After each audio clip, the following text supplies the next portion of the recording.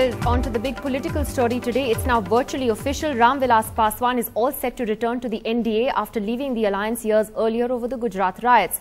Senior BJP leaders today struck a deal with Mr. Paswan in Delhi and a formal announcement is expected soon. Yesterday, he announced a divorce with Congress RJD. Today, Vilas Paswan made his party's courtship with BJP public. Narendra Modi and Rajnath were meeting when three BJP leaders from Bihar, one-time colleagues of Paswan in Vajpayee government, were sent for an hour-long discussion.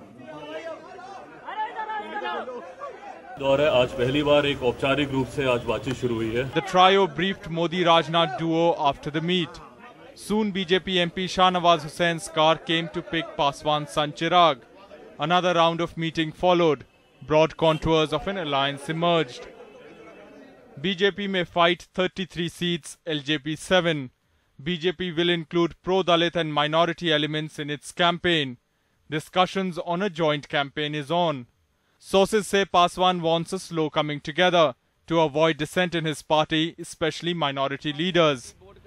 BJP knows Paswan's return to NDA can be encashed as sign of Modi's acceptability. What do we make of a Vilas Paswan who walked out of the NDA because of the 2002 riots? And can you confirm for us whether the same Mr. Paswan is now sending feelers? Well, in Indian politics, one good flexibility is there. People don't have permanent enemies and permanent friends. Some leaders in both parties are saying there is no need for hurry. Let's wait for the formal announcement. But eager ones in the BJP are saying that Friday may be too late. Why not do it on Thursday? They're backing their argument by quoting from mythology.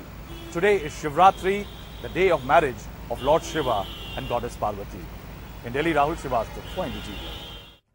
Well, is 2002 no longer an issue in 2014? And if Vilas Paswan, once that formal announcement does come, returns to the NDA, what does it mean for other regional parties? Is now the riots of 2002 no longer that benchmark for parties to decide on whether or not they want to join a Modi-led NDA government? We still have Meenakshi Lekhi and Sanjay Jha with us. Also joining us is Pavan Verma from the JDU and Sankarshan Thakur, roving editor of The Telegraph, who has written a new book, in fact, on Nitish Kumar that has just been released. I'm going to take this to Meenakshi Lekhi first. Ms. Lekhi, in a sense, is this a vindication for Mr. Modi? If Mr. Paswan now does come back, he left over the Gujarat riots, it is a homecoming of sorts for him. Is that why this has been pushed so strongly? We hear from Mr. Modi himself, although there have been serious reservations in the Bihar BJP over whether to trust Mr. Paswan. No, I would say it is not vindication, because vindication comes from the court. And vindication comes from the people of Gujarat who have suffered 2002, and vindication comes from the minority community that in constituency where they are 70%, they have voted for BJP.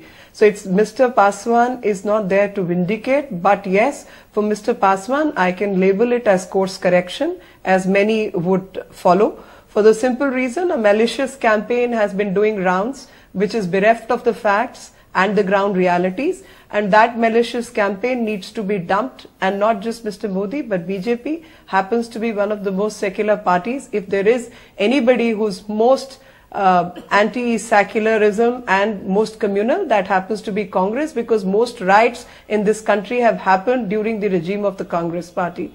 And history of riots is the history of Congress party. I'm going to take this to Pavan Verma, that Mr. Verma, would this, in a sense, Mr. Paswan's going back to the NDA, make the BJP's chances of looking for other allies better after the elections? And you know, in a sense that other regional parties may not necessarily look at 2002 then as that benchmark on which they have to judge Mr. Modi by. Nidhi, political parties make choices not on the basis of what Mr. Paswan has done, but keeping in mind, one, their own vision and ideology for India, and second, their own circumstances in their own states. There are states which have a substantial proportion of people of all communities where they will have to take into account that irrespective of what Mr. Paswan has done in a localized context, given his support base in Bihar, there are larger issues, including of political survival, which they have to face. I think Mr. Paswan's decision, Nidhi, is based on three things. One is obviously he realized that the RJD under Mr. Lalu Yadav is a diminishing force with limited impact electorally in spite of the hype and hoopla of Mr. Lalu Yadav. Secondly, I think the BJP is also looking for allies, irrespective necessarily of their ideological hue, as Mr. Jaitley rightly said. What he called flexibility, you can call opportunism or you can call political expediency. It is something that becomes a little more rampant just before the elections. And I think thirdly, unless one is very, very sure, you can look forward to many small alliances here and there where major minority vote basis and other considerations of the vision of India are not involved, where there will be such opportunist alliances. No. Ideology is not an issue. But symbolically, what Mr. Paswan is doing is very important because he walked out of the NDA over the Gujarat riots. So, can you just look at it as a localized alliance? I just want to say one thing in response, Nidhi. Yeah. Just one thing. Yeah. When he walked out, I'm sure the BJP does not consider that as a condemnation of who their current leader is. And when he's walked in, I'm sure they don't believe that what he said then or what he says now is of any relevance. The fact is that it's an alliance of opportunity. Sankarshan, if you could step back from the... Yeah, Meenakshi, one sec. I just want to ask Sankarshan how he sees this. Why is Vilas Paswan's going back to the NDA important? Nidhi, I would hesitate to sort of give this the veneer of any kind of ideology or political thought. Mr. Paswan has been without power for far too long for his liking. I think he had a sense that his party is going to sort of just go into disarray. There is, I am told, and I believe this to be correct, a new impetus in his party called Chirag Paswan, who is his son and now chairman of the parliamentary board, whatever that might constitute in the LJP, who has virtually they have 0 seats. snatched this deal in favor with what the LJP considers to be the favorable wind in Bihar. So this is a straight battle for survival, for seats, for riding on the wings of what the LJP sees as a winning horse. So what's to stop other parties from doing the same? Other parties, I think other parties will take their own decisions based upon objective conditions of temperature and pressure in their own local areas. It's not going to be a beeline this way or that.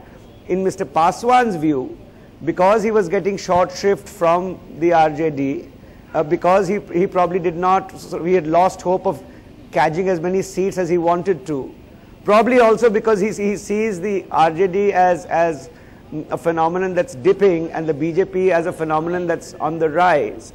He has made a decision based out of his enlightened self-interest to survive, and then, of course, and I have no doubt about this, to have a chance to sit in power. He hasn't been in power for a very long time. But the point is, Sanjay Jha, that he took a certain position on Gujarat at that time, and for whatever reason today, of course it's opportunistic, that's what much of politics in India is about today. He is going back, and his son says today, well, Mr. Modi's got a clean chit by the courts. If he is the leader, so be it. So, doesn't the Congress stand up and take notice of that and the message that would send to other regional players as well? Because every party is going to count. Well, I can tell you it's not the Congress's opinion that will matter. I think the people of Bihar will finally have to take a call in terms of the political opportunism that is clearly on display. I also want to tell you that, there is no clean chit given to Mr. Modi, and one should go into details. There is so much of, distorted propaganda happening as we talk. I mean, if going by Meenakshi Lekhi's statement, if the BJP is secular, it's like saying Adolf Hitler was a philanthropist. I mean, let's not get into that bizarre kind of an argument. No, the truth is, what is Gandhi, Mr. Rajnath saying? Why did Mr. Rajnath Singh want to apologize to the minority community? Was it for Gujarat? Was it for Babri Masjid? Was it for challenging a Sachar committee as unconstitutional, despite being told otherwise by the Gujarat High Court? Is it for giving one seat amongst 403 seats to a Muslim candidate? Are you saying that and none in Gujarat? You're saying 2002 still matters? Does it matter only to you and not to other players? How much does 2002 still matter? 2002 will continue to be a topic of discussion 100 years from now, because this is for the first time, and I hope it will never happen again, that a state will participate in the massacre of its own people. They were not members of a minority community, they were members of a great country called India. And the Chief Minister looked away, or whether he participated, that's for the courts to decide. But for Meenakshi Lekhi to sit here and to make a bombastic statement claiming a secular credential for the BJP, I'm sorry, you cannot be more disingenuous and fraudulent. Communal parties, no one to give secular certificate. Meenakshi Lekhi, go ahead. I know she's been waiting to respond. Does not yes, encourage Mr. Jha, you are the most communal party in the country. The history of riots in this country is the history of your government. And whether it was Bhagalpur, it is 5,500 riots in the country past 2002. Let's not make it riot versus riot. One second, please. No, I'm not saying riot versus riot. Meenakshi Lekhi, look at the manner in which government of Gujarat dealt with it, and look at the manner in which Delhi government has dealt with it. Meenakshi Lekhi, let me take you to a specific question on how other parties. I'm going to have to put everyone's mics down. 1 second. My question to Meenakshi Lekhi is that, all right, Mr. Paswan has crossed over to the NDA. But as others point out on this panel, and Sankarshan as well, that other regional players may not necessarily follow suit. They will also be looking at their own local considerations, obviously the Muslim vote and other factors before they would enter into an alliance with the Modi-led NDA. Your response to that particular point? I'll answer that. And it is in that context you have to see how Gujarat has worked for the Muslims. And it is how the Gujarat has brought the status of Muslim community, not because they are Muslim, but because they are resident of that state and has given them good governance. And it is for this reason that there are 62 representatives from Muslim community in the Gujarat government in terms of local bodies to others. And when it comes to a constituency which is called Katle, which has 70% minority population, it votes for BJP and Mr. Narendra Modi. And it is in this context, I see what Mr. Rajnath Singh is saying, whether he said sorry or what he meant. He's trying to probably tell people, and I cannot comment on what Mr. Rajnath Singh said. It's like head of the family, father saying a word, and you ask the youngest child in the class to or home to say, you answer. Prakash Javadekar said that Mr. Rajnath Singh was apologizing for future something that may happen in the future, which actually was a bit mystifying because I didn't quite understand what that meant. I'm saying something else. I'm saying something else. I am far too junior to comment on what Mr. Rajnath Singh said and what he meant. But so, yes, he is my party president. And let me tell you about your opportunism, Mr. Verma. You stay with NDA in spite of the fact that your present chief minister was the railway minister when Godhara happened. And he never held himself responsible for 59 deaths that took place. And in spite of continuance with NDA, you go and sit next to Congress against whom you have fought elections. So don't talk about opportunism in the context of other people. You tell what was your majburi to do what you have done. Mr. Verma wants to respond to you. Yes, Mr. Verma. First of all, Nidhi, the standard strategy of Meenakshi ji is to deflect any criticism or question by pointing a completely unwarranted finger at someone else. Yes, we were part of the NDA, and we were part of the NDA at a time when the BJP, I believe, was historically going through a phase under Mr. Atal Bihari Vajpayee to try and broad base its appeal to keep in check its more fundamentalist front organizations and to play down the Hindutva profile of BJP. Meenakshi, I did not interrupt you when you were speaking. Now, at that time, on the basis of a common minimum program and a certain charter of 3 or 4 conditions which would not be touched upon, including Article 370 and the building of the Ram Mandir, there was an alliance. And it was an alliance of which I think Mr. Nitish Kumar at that time was proud to be a part of under the leadership of Mr. Vajpayee. Things changed. And in Bihar the agreement worked well enough until it became obvious. Until it became obvious. Until it became obvious that the leadership of the BJP is going to be hijacked by an entirely new content in terms of its political agitations and goals. Secondly, about sitting with the Congress, the problem is that the BJP looks for ghosts in cupboards which don't exist. We have never sat with the Congress. In fact, Mr. Nitish Kumar is part of a non-Congress, non-BJP front.